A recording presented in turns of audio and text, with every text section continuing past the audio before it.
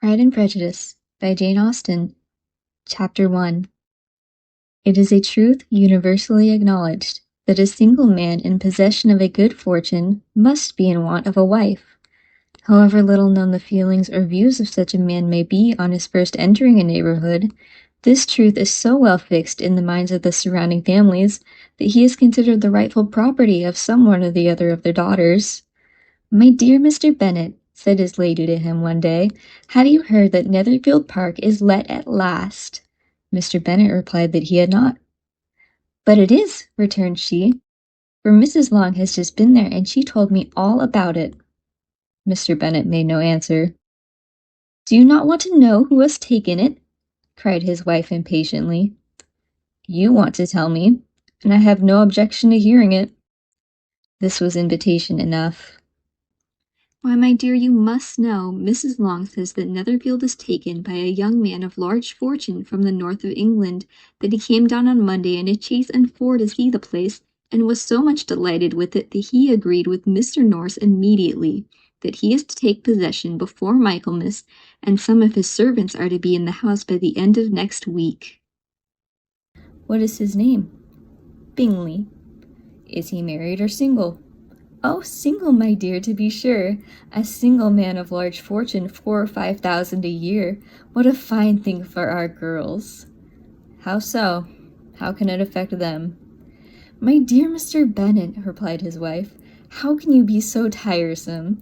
You must know that I am thinking of his marrying one of them." "Is that his design in settling here?" "Design? Nonsense! How can you talk so? But it is very likely that he may fall in love with one of them, and therefore you must visit him as soon as he comes." "I see no occasion for that. You and the girls may go, or you may send them by themselves, which perhaps will be still better, for as you are as handsome as any of them, Mr. Bingley may like you the best of the party." "My dear, you flatter me. I certainly have had my share of beauty, but I do not pretend to be anything extraordinary now. When a woman has 5 grown-up daughters, she ought to give over thinking of her own beauty. In such cases, a woman has not often much beauty to think of. But, my dear, you must indeed go and see Mr. Bingley when he comes into the neighborhood." "It is more than I engage for, I assure you." "But consider your daughters. Only think of what an establishment it would be for one of them. Sir William and the Lady Lucas are determined to go, merely on that account, for in general, you know, they visit no newcomers. Indeed, you must go, for it will be impossible for us to visit him if you do not." "You are over-scrupulous, surely. I dare say Mr. Bingley will be very glad to see you, and I will send a few lines by you to assure him of my healthy consent to his marrying whichever he chooses of the girls, though I must throw in a good word for my little Lizzie." "I desire that you will do no such thing. Lizzie is not a bit better than the others, and I am sure she is not half so handsome as Jane, nor half so good-humored as Lydia, but you are always giving her the preference." "They have none of them so much to recommend them," replied he. "They are all silly and ignorant like other girls, but Lizzie has something more of a quickness than her sisters." "Mr. Bennet, how can you abuse your own children in such a way? You take delight in vexing me. You have no compassion for my poor nerves." "You mistake me, my dear. I have a high respect for your nerves. They are my old friends. I have heard you mention them with consideration these last 20 years at least." "Ah, but you do not know what I suffer." "But I hope you will get over it, and live to see many young men of 4,000 a year come into the neighborhood.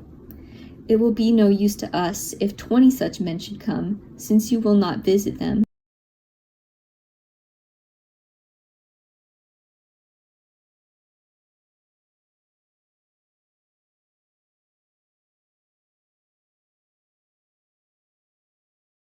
Insufficient to make his wife understand his character.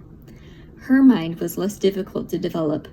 She was a woman of mean understanding, with little information, and uncertain temper.